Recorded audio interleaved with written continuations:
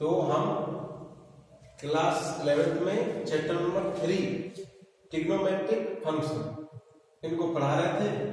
तो आगे टॉपिक आता है, आज की टॉपिक है हमारा ट्रिग्नोमेट्रिक इक्वेशन, त्रिकोणमितीय समीकरण, उनको हल कैसे करते हैं।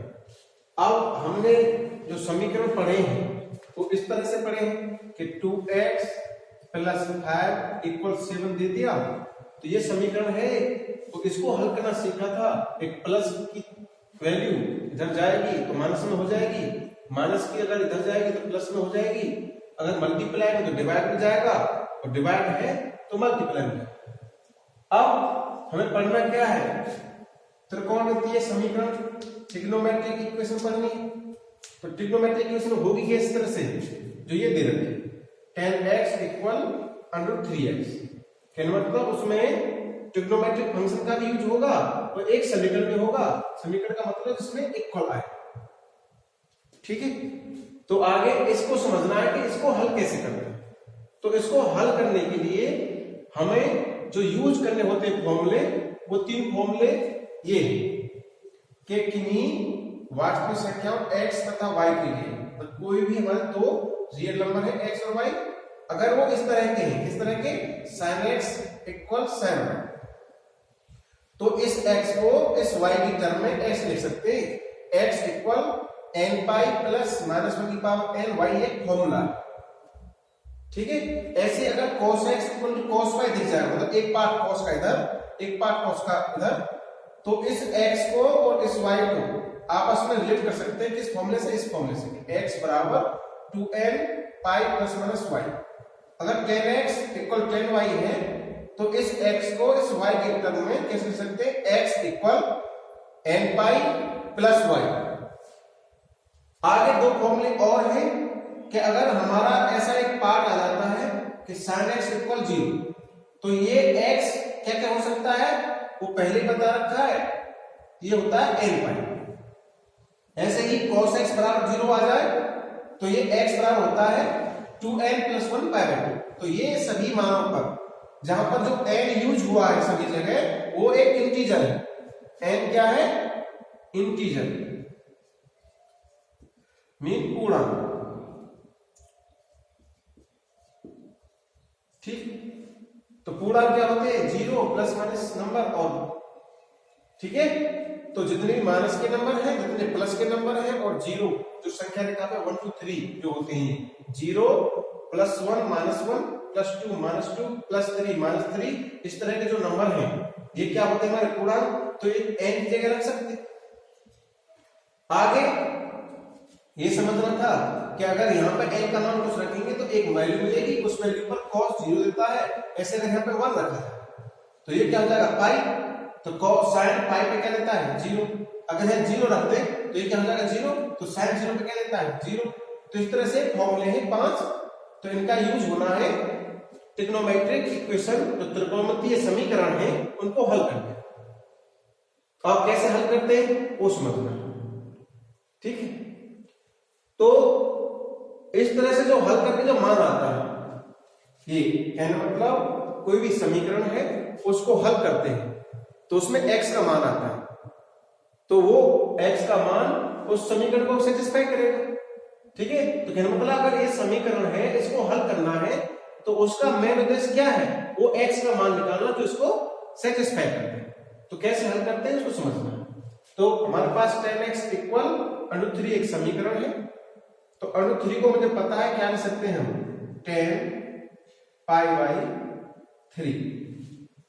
10 60 डिग्री का वैल्यू क्या होती है, √3, ये 10वीं क्लास से पढ़ते हुए आ रहे हैं।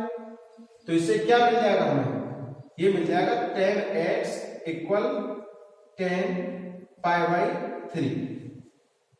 आगे हमें एक फॉर्मूला पढ़ा है कि 10x = 10y होता है, तो x को y के टर्म में ऐसे लिख सकते हैं। और हमारा मेन उद्देश्य क्या है, इस समीकरण को हल करने का मेन उद्देश्य अभी बताया था, इसमें x की वैल्यू निकालनी। तो इस फॉर्मूले की बेसिस पे कि हमें पता है 10x = 10y इंप्लाइज क्या कर देगा, x = n π + y। तो इस बेसिस पर ये इंप्लाइज कर देगा x = n pi plus pi by 3। ये x की वो वैल्यू आ गई जो यहां पर रखी जा सकती है, इसका हल आया। अब इस हल को क्या कहते हैं? इसको कहते हैं जनरल सॉल्यूशन,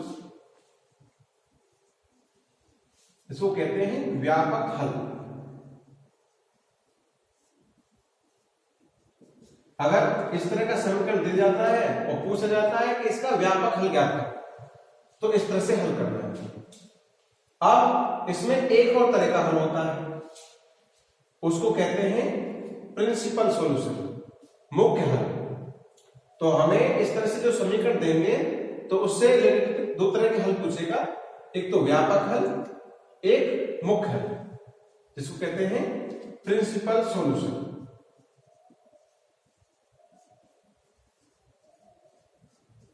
इसको कहते हैं हिंदी में मुख्य हल। ठीक, तो मुख्य हल कैसे निकालते हैं उसको समझना है। तो मुख्य हल का मतलब है कि वो x की वैल्यू जो 0 और 2 पाई के बीच आए।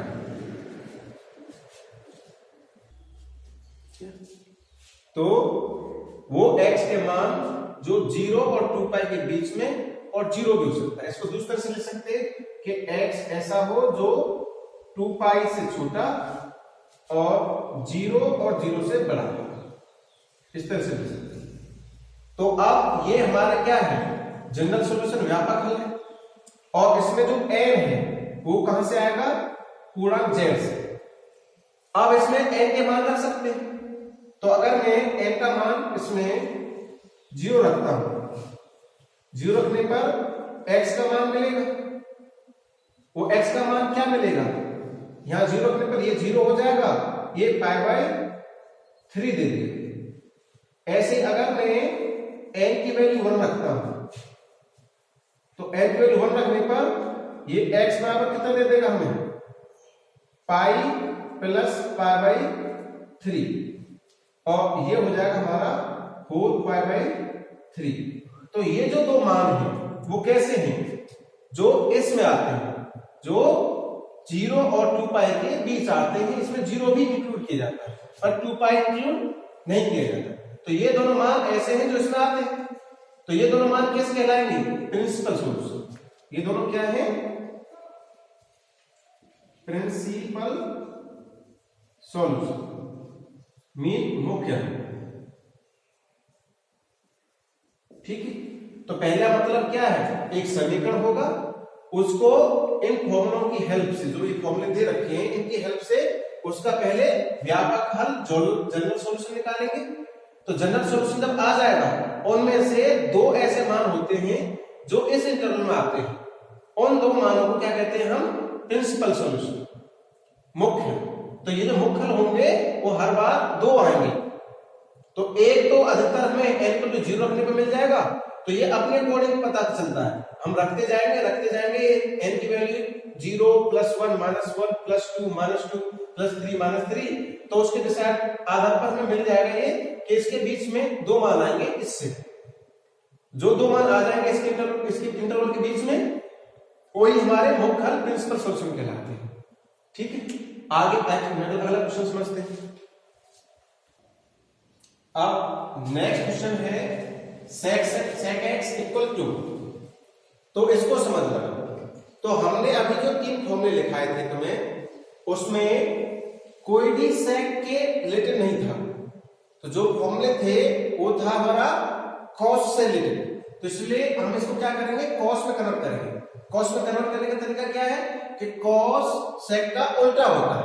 तो इसका उल्टा करेंगे तो cos x मिलेगा, इसका उल्टा करेंगे तो 1/2 मिलेगा। अब 1/2 को cos की टर्मों में क्या लिख सकते हैं? cos π/3। cos 60 डिग्री पर 1/2 मिलता है। तो यहां से हमें क्या मिल जाएगा? यहां से मिल जाएगा cos x = π/cos π/3।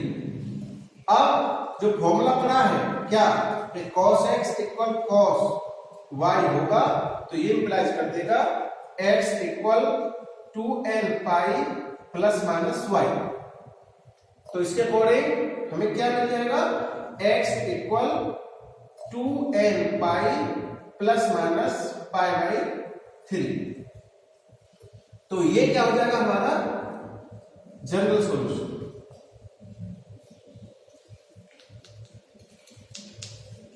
व्यापक।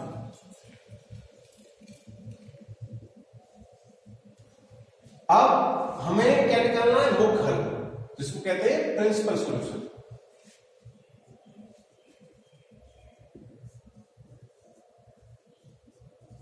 तो प्रिंसिपल सॉल्यूशन मुख्य।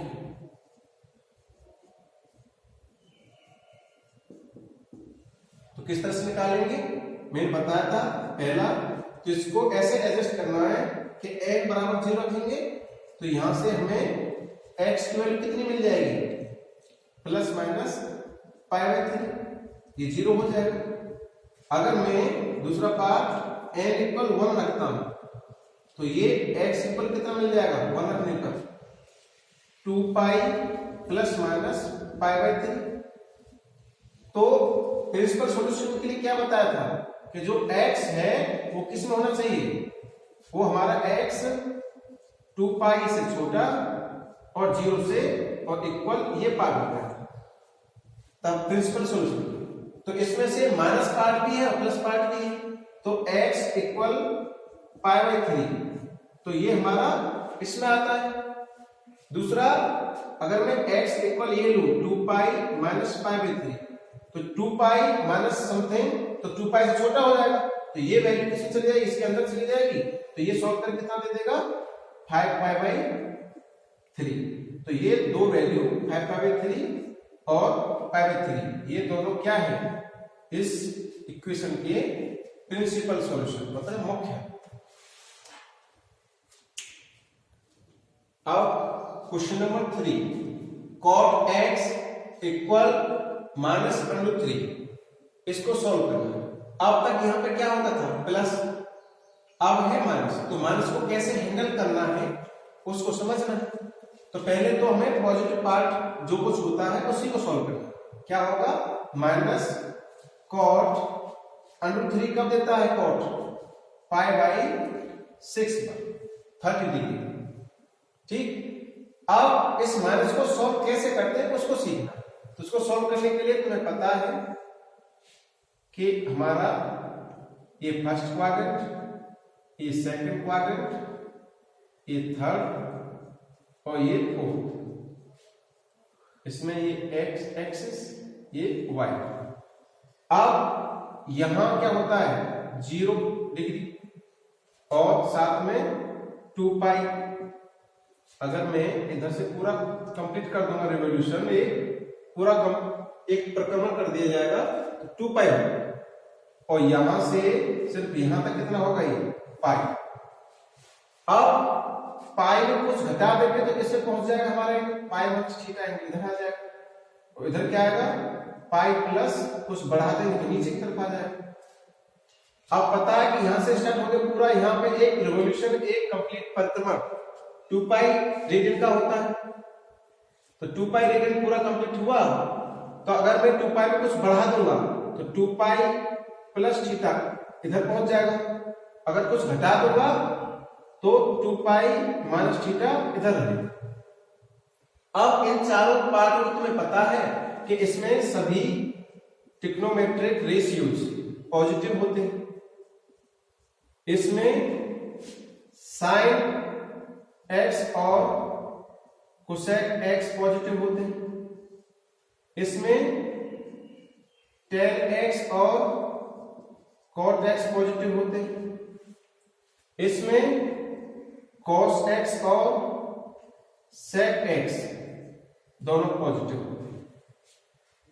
आगे ये समझना है कि मुझे इस माइनस को हटाना है, तो माइनस कैसे हटेगा कि इसको हम cos जो होता है वो सेकंड क्वाड्रेंट में माइनस होता है और इस क्वाड्रेंट में माइनस होता है। कहने मतलब जितने भी ट्रिग्नोमेट्रिक रेशियोज हैं, त्रिकोणमितीय अनुपात हैं, ये जो sine cos, tan cot cosec sec, ये जितने भी छह जो हमारे ट्रिग्नोमेट्रिक रेशियो ये 2 क्वाड्रेंट में पॉजिटिव और 2 क्वाड्रेंट में नेगेटिव होते हैं। कैसे कि इसमें सभी पॉजिटिव, साइन इसमें पॉजिटिव और इसमें पॉजिटिव, इन दोनों में नेगेटिव होता है। कॉस इसमें पॉजिटिव और इसमें पॉजिटिव, इन दोनों में नेगेटिव होता है। टेन इसमें पॉजिटिव और इसमें पॉजिटिव, इन दोनों में नेगेटिव होता है। ठीक है, अब ये माइनस का साइन उसी की हेल्प से हटाना है। तो तुम्हें पता है कॉट इसमें नेगेटिव होता है और इसमें नेगेटिव होता है, तो इसको क्या लिख सकता हूं? मैंने फॉर्मूले पढ़े थे 10वीं क्लास में, ये नहीं पढ़े तो दोबारा रिवाइज कर लो। क्या कि कॉट पाई माइनस थीटा, तो पाई की वजह से कॉट कॉट रहता है। तो आपने ये पढ़ा होगा अगर पाई प्लस माइनस थीटा है और यहां कोई भी रेशियो तो ये कॉट पाई की वजह से कॉट ही रहेगा, कॉट थीटा ही रहेगा। अब इस क्वाड्रेंट की वजह से ये किस क्वाड्रेंट में है उसकी बेसिस पे प्लस माइनस होता है। अगर ये प्लस है तो ये प्लस का रहेगा और ये माइनस में इधर पहुंच जाएगा तो ये माइनस रहेगा। इस क्वाड्रेंट में ये माइनस रहता है और प्लस वाले में इधर रहता है, तो इसमें पॉजिटिव होता है तो प्लस का देगा और माइनस वाले पार्ट में माइनस देगा। ऐसे ही सभी के साइन निशान हो जाते हैं। तो ये तो साइन निशान करता है और ये पाई किस में कन्वर्ट होगा कि नहीं होगा ये डिसाइड करता है। तो पाई और 2 पाई पर कॉट कॉट रहता है, टेन टेन रहता है, साइन साइन रहता है, कोसेक कोसेक रहता है, सेक सेक रहता है, मतलब जो भी है पाई प्लस माइनस थीटा और 2 pi plus minus theta, no change. ठीक, और तुम्हें पता है यहां से अगर यहां तक पहुंचेंगे तो ये एंगल हुआ पाई बाई 2 और ये अगर मैं इसको आगे बढ़ा के इधर तक ले आऊंगा तो ये एंगल हुआ 3 पाई बाई 2। अगर हमारा ये है pi by 2 plus minus theta या 3 pi by 2 plus minus theta है और आगे कुछ ना कुछ कॉस ऐसा कुछ आया है तो कॉस चेंज हो जाता है साइन में और साइन चेंज होता है कॉस में। ठीक है, आगे प्लस माइनस जो भी आएगा वो आएगा।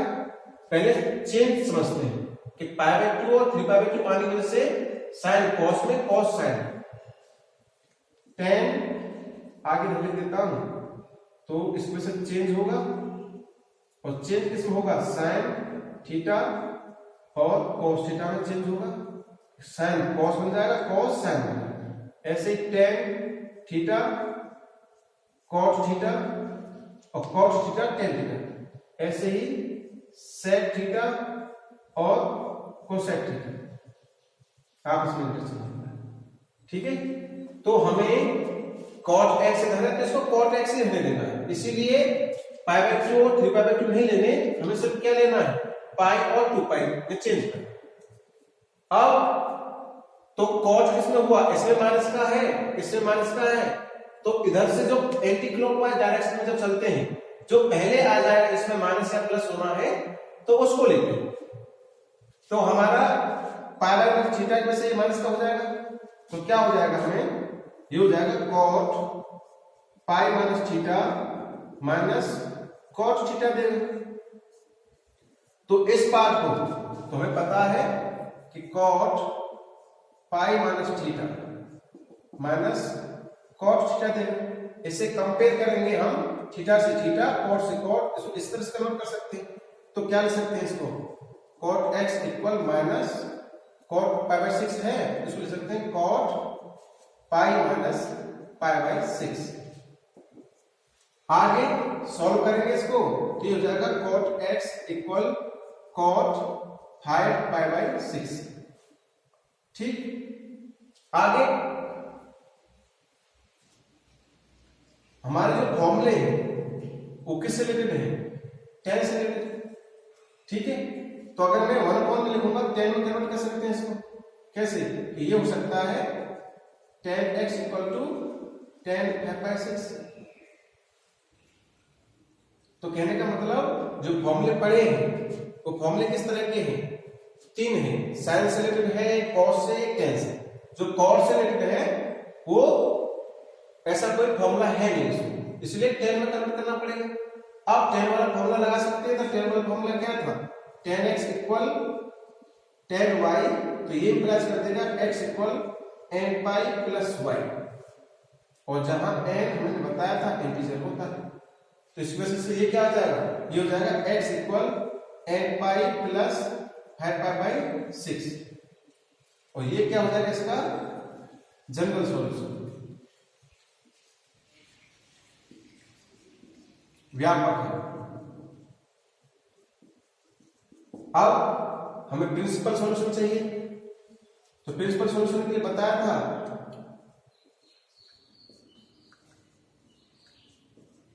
कि अगर मैं n की वैल्यू 0 मानता हूं उसमें, तो x बराबर कितना हो जाएगा 5 पाई बाई 6। अगर n की वैल्यू 1 मानता हूं तो x बराबर कितना हो जाएगा पाई प्लस 5 पाई बाई 6। इसको सॉल्व करेंगे कितना हो जाएगा 6 11 पाई बाई 6।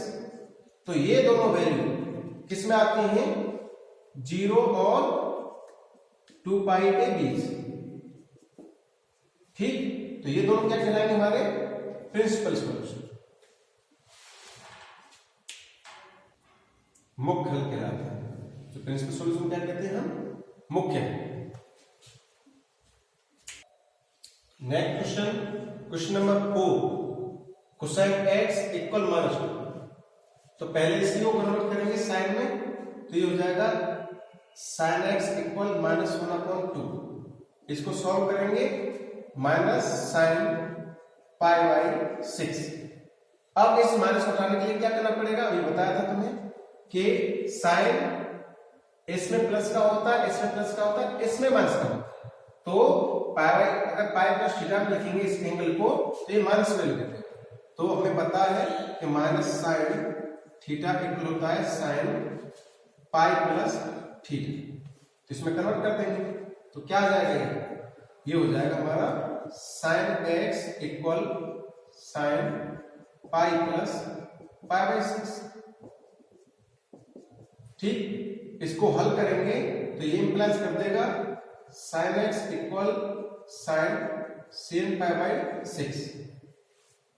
अब फॉर्मूला पढ़ा है हमने कि साइन x अगर साइन y के इक्वल होगा तो x इसके फॉर्म में कन्वर्ट हो जाएगा n पाई प्लस -1 की पावर n y, और n हमारा इंटीजर, तो ये कन्वर्ट हो जाएगा हमारा x equal n pi plus -1 की power 7 pi by 6, n pi plus -1 की पावर n 7 पाई बाई 6। तो ये क्या हो जाएगा हमारा व्यापक हल, जनरल सॉल्यूशन,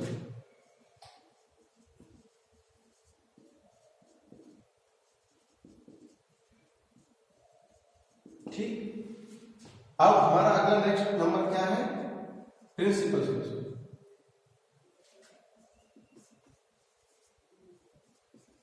मुख्य।